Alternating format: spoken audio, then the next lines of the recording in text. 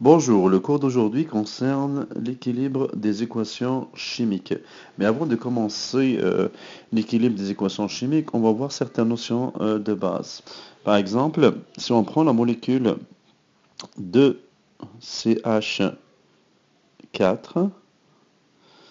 on peut voir qu'il y a deux atomes de carbone et 8 atomes d'hydrogène.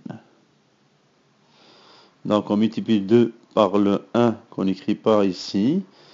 On n'écrit pas le 1, dans sous-entend qu'il y a un seul carbone. Ensuite, on multiplie le coefficient par l'indice de l'hydrogène qui est 4. Ça nous fait 8 hydrogènes au total. Si on prend un autre exemple, donc si on a par exemple le H3PO4, on aura 3 hydrogènes, un phosphore et enfin 4 oxygènes. Par contre, si on a 2 H3PO4, il suffit de multiplier le coefficient par les indices de chaque atome. Alors dans ce cas, multipliez 2 par 3, 2 par 1 pour le phosphore et 2 par 4 pour l'oxygène. Et on aura pour le tout 6 hydrogènes. 2 fois 3, c'est 6. Ensuite, 2 fois 1, c'est 2 pour le phosphore. Et enfin, on va avoir 2 fois 4 pour l'oxygène, c'est-à-dire 8 oxygènes. Voilà, donc avant de commencer l'équilibre chimique, il faut bien sûr savoir comment écrire ou bien comment utiliser les coefficients et les indices qui sont avec les molécules qui sont inclus dans la réaction chimique. Tout d'abord, il faut définir c'est quoi une réaction chimique.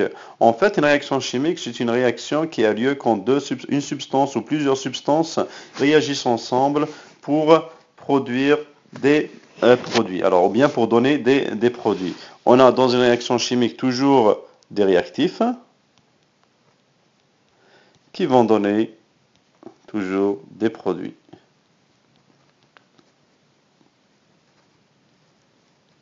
On peut écrire une équation chimique de deux façons. On peut utiliser l'équation nominative. Donc dans ce cas, on utilise les noms des réactifs.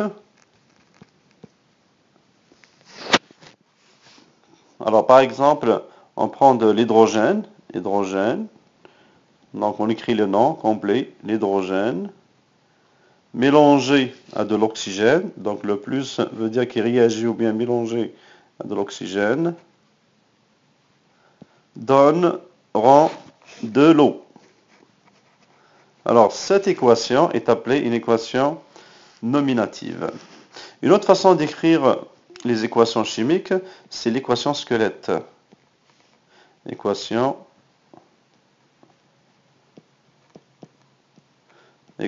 squelette ou bien squelettique.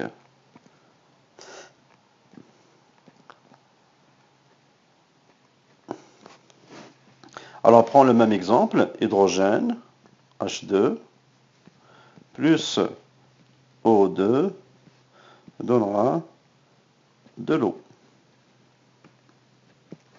Bien sûr, cette façon d'écrire est la plus fréquente et la plus utilisée, et c'est celle-là que vous allez bien sûr utiliser le plus souvent.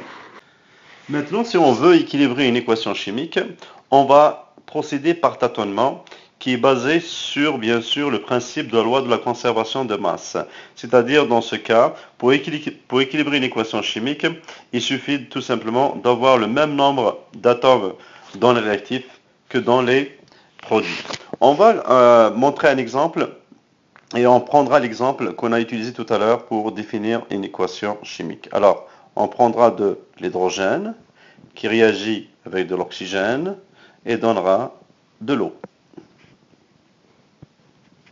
Alors, si on veut tout simplement équilibrer cette équation, il faut respecter le nombre d'oxygène à gauche et le nombre d'oxygène à droite. C'est-à-dire que le nombre doit être égal, y compris aussi, bien sûr, le nombre d'hydrogène. Alors, si je vois bien, je vois que,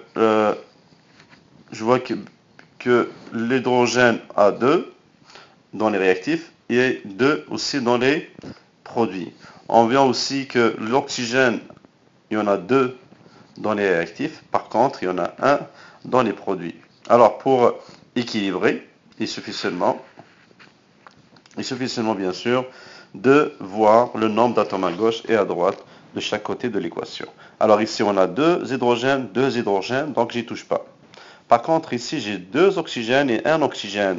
Ce que je vais faire, je vais mettre 2 oxygènes, 2 à côté de H2O. Ça me fait que 2 fois 1, comme on l'a vu tout à l'heure au début. Donc 2 fois 1, ça me donne 2 oxygènes, comme dans les réactifs. Alors, on revoit ensuite, on revoit ensuite les hydrogènes, parce que ça peut affecter l'équilibre de l'hydrogène. Alors, on a 2 fois 2, on a 2 fois 2, ça donne 4 hydrogènes, et par contre ici, on a seulement 2 hydrogènes. Alors, il suffit seulement d'ajouter 2 hydrogènes, ou bien 2 à côté d'un coefficient 2 à côté de l'hydrogène. Dans ce cas, ça va faire 2 fois 2, 4. 2 fois 2, 4. 4 hydrogènes. Excusez, 4 hydrogènes. Ici, ça va faire 4 hydrogènes aussi. Ici, ça va faire 2 oxygènes. Et vous allez avoir ici 2 oxygènes. Donc, le nombre d'atomes à gauche est le même nombre à droite. On parle d'une équation qui est équilibrée et certains disent une équation qui est balancée. Alors, si on prend une autre équation un peu plus complexe, alors je vais prendre par exemple du PBI, donc l'iodure de plomb 2, qui va réagir avec du nitrate du potassium. Il va donner, tout simplement, excusez-moi, ça c'est PBI 2, il va donner PbNO3 plus KI.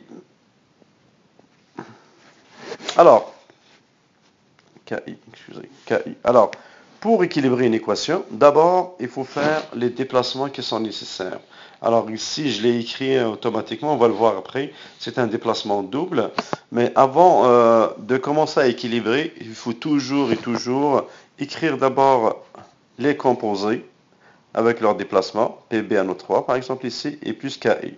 Ensuite, très très important, il faut vérifier ce que le composé est bien écrit. Alors ici, c'est le plan 2 qui est ici, et le NO3 qui est à charge moins 1.